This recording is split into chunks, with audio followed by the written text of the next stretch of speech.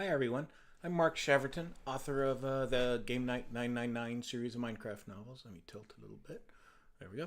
And I wanted to talk with you about something that I realized I was doing in my writing, but I haven't really shared with you. And I went to a conference a year ago or so in New York City and learned a lot of really neat stuff about emotions and the physical effects of emotions on a person's body. And I started to use those physical effects in my writing. I noticed I wasn't doing that at all. And many authors were saying this is a really good strategy to use to draw the reader into your story more completely and make them feel the emotions with your character. So, in my books with Game Night 999, I might say anger pulsed through Game Night's veins. And when you think about it, that doesn't mean anything, right? His name, I will use this one a lot. His nerves were aflame with rage. And yeah, kind of sounds neat, but it doesn't really mean anything, right? You don't think as the reader, oh, okay, I understand what nerves being on fire means. No, not so much. And so I started working on how do you create emotions and then think about what that feels like if you're the person feeling the emotions and then show the reader those sensory details. Super important. So, like, for example, if I was going to write somebody's angry, now I would write, wait, where's my example? Let me find my example here and I'll read it to you. So, here's an example for Game Night.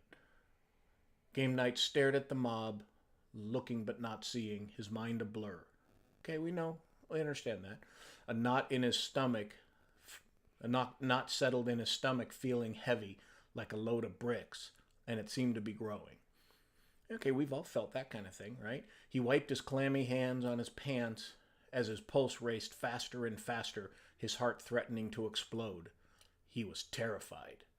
So that's kind of how I might write now, how I would write Game Night being terrified.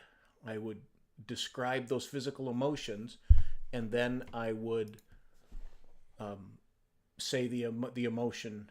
So he was terrified at the end, but I would describe all those physical characteristics, and that can be really important for you when you're writing your stories because that adds an extra layer of believability to it, where your readers, you're going to say the person is happy.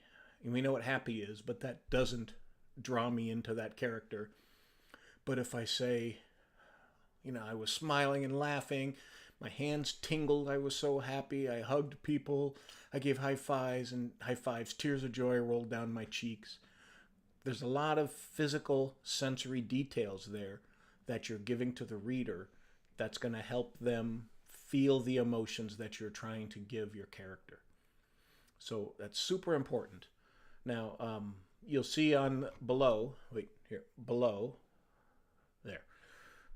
I have a link down there. I found a website called writerswrite.co.za. I don't know what ZA is, what country that is. Zombie Town, maybe. And they have a list of physical attributes to certain emotions. There's also this great book, The Emotional Thesaurus. There's The Emotional Thesaurus. And that's a fantastic book that I learned about at this conference, and I have it sitting next to my desk all the time when I write. And whenever I'm going to write an emotion, I turn to that emotion on that page, and I look at it, and I go, oh, okay, I'm going to do this and do that. I'm going to add the pulse racing and the fingers tingling and maybe wringing my fingers through my hair because I'm so frustrated. So that's what I'm doing now in my writing, and I found that it really helps draw in more emotion and more physical content into the story. So I'd like you to think about that. I made up a few posters. Let me put them up here. One, two, boop, boop, boop, boop. There you go. So I made some posters here that teachers can download and put in their class. There's a download link below. But it's just a reminder of what type of physical attributes go with what kinds of emotions. You need to think about what kind of things you want if you're going to do something where he's going to feel silly. What's the physical attributes of silly? I don't know, giggling, lightheaded maybe. I don't know. You really got to put yourself in your character's position and think, what would the physical attributes be? What would they feel if they're feeling that emotion? What would their body feel? And that's what I'm really focusing on, is what is the body feeling? And don't describe it, show it to the reader. Let them feel it with you, and you'll find that your emotional content in your story is going to be much more exciting, much more interesting, and the readers are totally going to be sucked into your story and not want to let go. So give it a try and see if it helps. I hope this was interesting, and I hope this is helpful, and I'll see you next time. Bye.